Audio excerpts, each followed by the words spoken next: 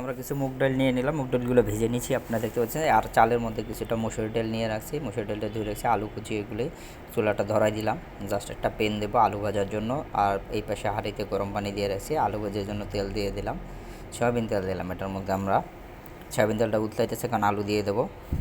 সুন্দর করে আলু দিয়ে দিলাম, আলুগুলো ভাজার জন্য একটু লবণ, এর সাথে একটু হলুদের গুঁড়া মিক্স করে দিলাম হালকা করে, যাতে আলুতে একটা কালার আসে।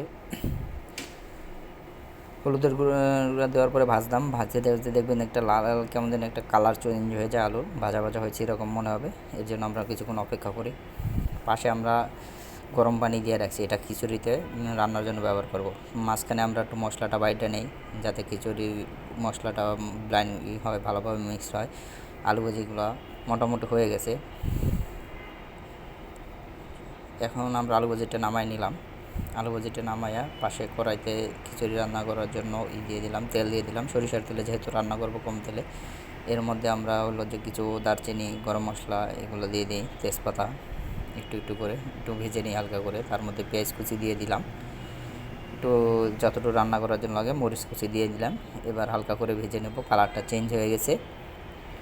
ওকে, এখন বাটা মশলাগুলি দিয়ে দিচ্ছি, ভালো করে নাড়িয়ে চেড়ে মিক্স করে নিচ্ছি।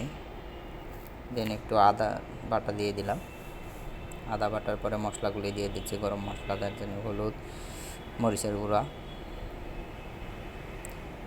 পরিমাণ মতো। তারপরে হলো গোলমরিচের গুঁড়া, টমেটো কুচি দিয়ে দিলাম একটা, আর হলো মশলা ধোয়া পানিটা দিয়ে দিলাম এর মধ্যে, দিয়ে একটু ভালো করে নাড়াচাড়া করবো মশলাই আসা পর্যন্ত। লবণটা দিয়ে দিচ্ছি স্বাদ মতো, যতটুকু দরকার। একটু চিনি দিয়ে দিলাম হালকা, যাতে তিতকানি ভাবটা না লাগে।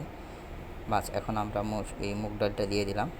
বাস, মুগ ডালটা দিয়ে একটু নাইড়ে চাইড়ে ভাজার ফলে তার মধ্যে হলো আমরা এখন চাল যেটা ধুয়ে রাখছিলাম ওই চালটা দেবো একটু একটু করে। হ্যাঁ, চালটা দিয়ে একটু নাড়াচাড়া দিয়ে মশলাগুলো মিক্স করবো। জাস্ট আপনি দেখতেছেন আমি চালটা দিতেছি হালকা করে, যে চালগুলো ঢাইলা দিতেছি, যাতে সবগুলো চালের মধ্যে মশলা মিক্স হয়, এটা খেয়াল রাখতে হবে। এই জন্য আমরা চালগুলো একসাথে সব দিয়ে দিতেছি। চাল এবং মুসুরির ডাল এটার মধ্যে মিক্স ছিল।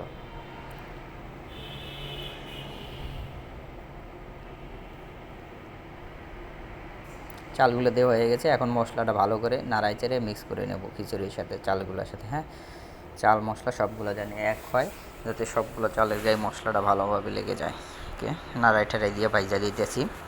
মোটামুটি মশলাটা মিক্স হয়ে গেলে, একটু চরচরি ভাব আসলে তখন আমরা এটার মধ্যে পানি দেব। তো আলু কুচিগুলো দিয়ে দিলাম চালের মধ্যে একসাথেই।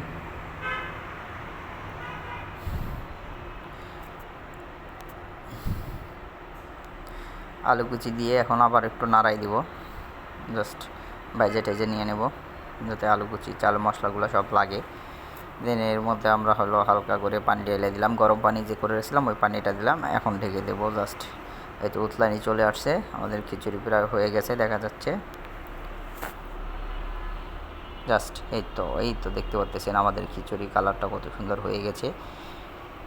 বাস, গরম খিচুড়ি ঝটফট রান্না। এবার নামিয়ে পরিবেশন করব বেগুন ভাজি, খিচুড়ি আর ডিম ভুনা একসাথে।